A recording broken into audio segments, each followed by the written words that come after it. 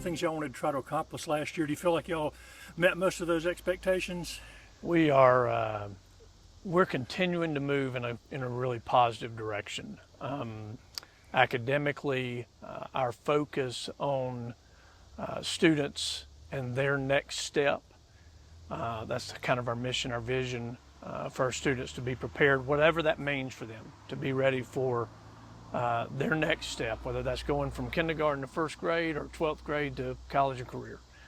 We want them ready, and we're so focused, and I really feel like our schools are relentless in their effort to preparing each individual child for what's next for them. So in terms of successes, you know, all of our schools are doing fantastic. 5 of our 6 schools last year were excellent on the school report card.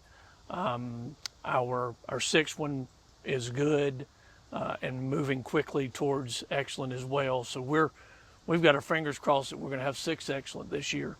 In the state report cards, our graduation rate for the class of 25 will be the highest it's ever been. We've said that 3 years in a row now.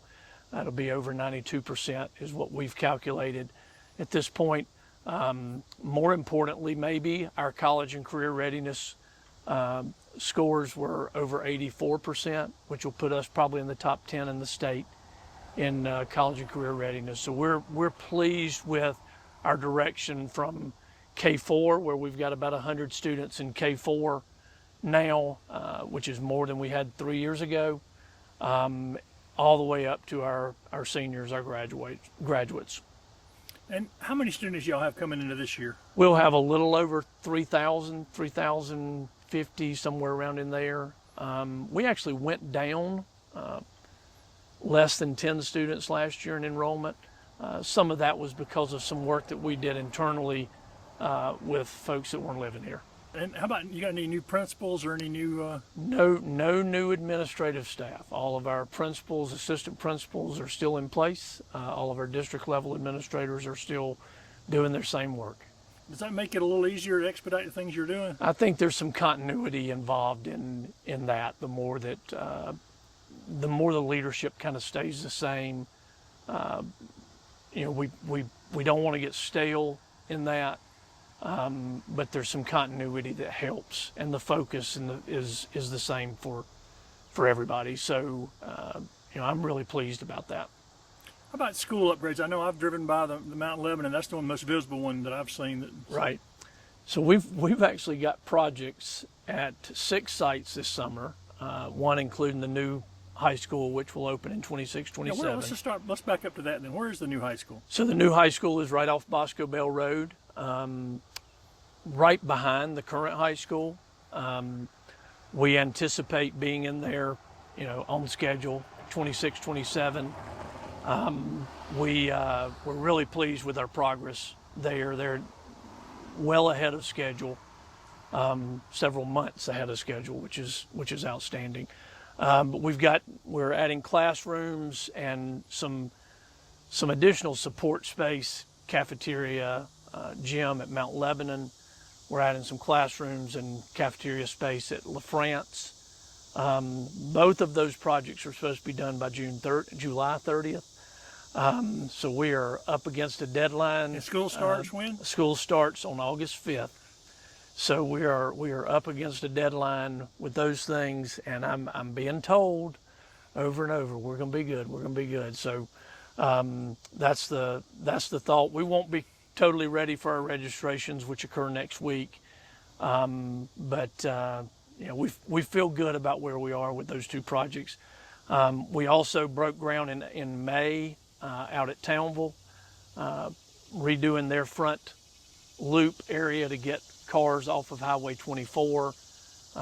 Worked really good with the county and DOT on that project, as well as we're expanding that cafeteria a little bit as well.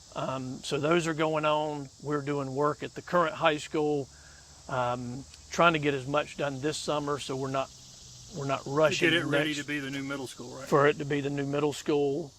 We will have, interestingly enough, 7 grades in our district that will be moving to a new school in 1 year, in one summer. So between 6th grade, 5th grade's moving to a new middle school, 6th grade moving to a new middle school, 7th grade moving to a new middle. It just kind of goes like that. So we've got 7 grades that are doing that. And then so the work that we're doing at the current high school is cosmetics. So we're doing floors, we're doing a lot of painting there right now. We'll have some other things that will get done over the next 12 months or so there. We have a big project to add some parking there that'll start in March, as well as we'll do some work around the entrance to the football stadium as well. Baseball and softball on the new campus. We've got new tennis courts. We intend to have tennis at Pendleton High School this fall. We'll see in the next couple of weeks whether or not we can make a team or not.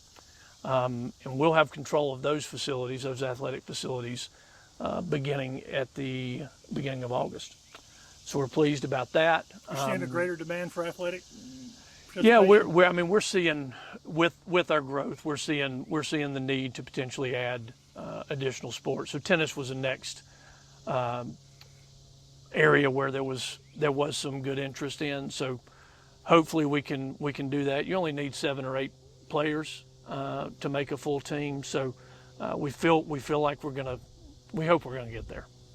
And I guess you've got a year now to communicate to parents on all these moves on where people are going to be moving. Yeah. The carpooling and the driving in. Yeah, all of that is going to be so good to have our middle and high school right there, kind of on a joint campus. Even with our design, we've even got an internal road where our buses don't have to get out, leave the middle school, what will be the middle school, go out on 187 and then get back on Bosco Bell to go into the high school. So we've got an internal way to do that to get between the two sites. So we're really, really pleased about that. We've got a lot of communicating to do over the next 12 months about what's next.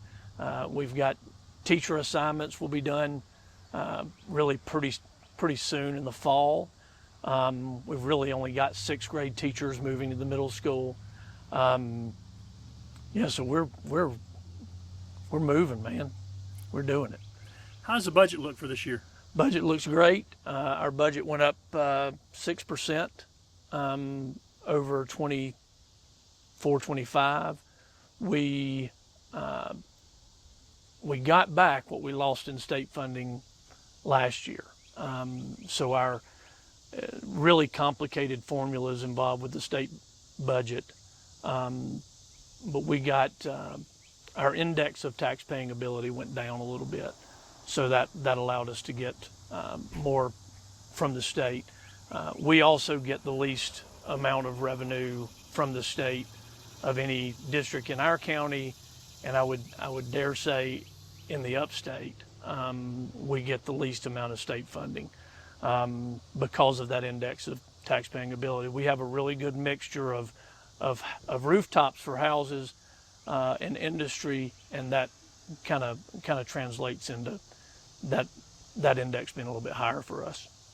How about the national budget cuts? Have y'all factored in how they're going to affect you yet, or? So the only place right now that we have seen what's been termed to us as pauses in not a cancellation but a postponement, I'll say, of funding getting to us, or in some federal programs, Title II, Title III. Title III is ESOL, Title IV, which is staff development and things of that nature. We use a lot of our title money to reduce class size. So we're unsure. We got that memo middle of last week, from the state saying, just start preparing just in case. So that's what we started to do. So you don't anticipate a great impact on special needs kids and things yet? No, we don't with special need and low income Title I. We don't anticipate an impact for next year. We're talking about this impact is a couple of $100,000 for us, which is an impact that we would have to figure out a way to pay for some things that we've committed to, especially like we've got a couple of teachers that are paid out of Title II, for instance. We would have to figure out a way to get that in our general fund if that inevitably is cut. Remind me again what Title II covers. Title II covers, just there's so many things that it does, but professional development, class size reduction. There's probably 20 things that it can cover. We've hit on the class size reduction. We do a lot of class size reduction in Title I and Title II. Any impact on the free lunch program, or is that? We are still a district. All of our students eat free breakfast and lunch. We don't see an impact on that right now, and hoping that we're able to go on and apply pretty soon to continue that after this coming year. And that studies show that impacts student achievement, right? We have better participation, and we know when students are fed that they're going to be able to be more alert. They're not those fears about where's my next meal coming from. Which a lot of our kids, 60% of our students are students in poverty, and so yeah, we like the fact that we're able to do that, and our participation has shown that when given that opportunity, students are going to eat. You've talked about some facilities things. Anything else you and the board have identified as objectives y'all want to accomplish this coming year? So our next big thing, other than the facilities and continuing on this upward trajectory academically with our student achievement, is going to be what to do with Riverside Middle School. I will meet tomorrow with Tri-County Tech and the town. We've are going to try to do something jointly to discuss several different things in town here, but Riverside is part of that conversation. We will meet in the coming weeks. Our school board chair, Ms. Paulette Great, and our vice chair, Dr. Charles Privet, will meet with town manager, mayor, and council members to discuss several different things, partnerships with the town. Riverside's a big part of that. We want to make sure that we continue to honor the tradition and legacy of that facility. And it's the school district. So, whatever's done, the school district's going to have to be, and our school board and our community is going to have to be well aware of, and we want to make sure that we continue to honor the legacy of that facility. So it will be used for something for the community, but it's not sure yet. We're just not sure yet. We've got lots of ideas, and we've kind of intentionally not jumped in to a whole lot yet. But we believe we'll do the study with Tri-County and the town that we will have done will involve community folks here in town and the area to see what a best next use is going to be for the facility. And I don't want to guess at what that is right now. I saw you talk to the mayor a couple of weeks ago, and they've got challenges here.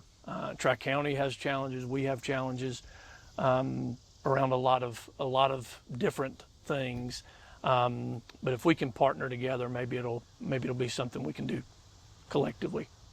The county is proposing a referendum in November. How does the roads affect your bus transportation and those kind of things?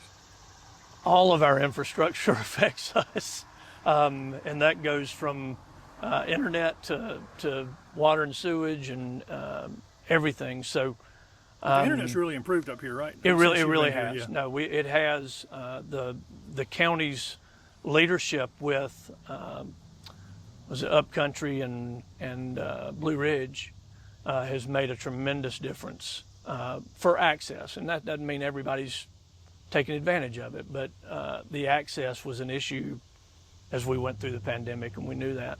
But the roads are really important to us. being able to have safe roads for our students. And we're working on with DOT to put a sidewalk access from Bosco Bell down to the current high school, which will be the middle school, because we've got students that are walking on the shoulder. And we want students to be able to walk to school, but we want them to be able to do it safely. So those things are really important to be able to do for our students. They can walk to town, here at Pendleton Elementary, they can walk easily down there, but it's a little bit harder everywhere else for all of our other schools. So yeah, wear out your buses and tires. Anything we can do to keep our buses maintained is going to be helpful for us, because we go down a lot of county roads, we go down a lot of state roads that are in need of improvement. I mean, even little bridges, that get wore out. Well, there's a third you can't use anyway. Yeah, exactly. So, yeah, anything we can do with roads, I think is going to be important. And I haven't seen all the stuff that they're going to do as part of that if it's passed. But I'm excited to be able to do that. I voted for it yes last year. So, okay, the one thing that I would add.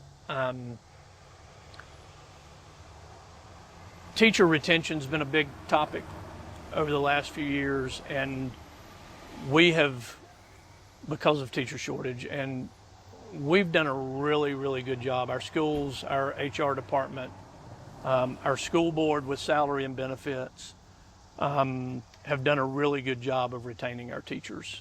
We're over 90% retention rate for the last 2 years, and that's a big deal, and that goes to that consistency in our schools. The more our teachers are with a principal in a building with a group of students, the continuity and consistency of that is gonna breed even more success. So we're really pleased with that. We're not having too difficult a time finding teachers. We have them come from other districts. We have them come from out of state. We hire brand new teachers as well. So when we post jobs, we're getting plenty of applicants, and we're very pleased with that.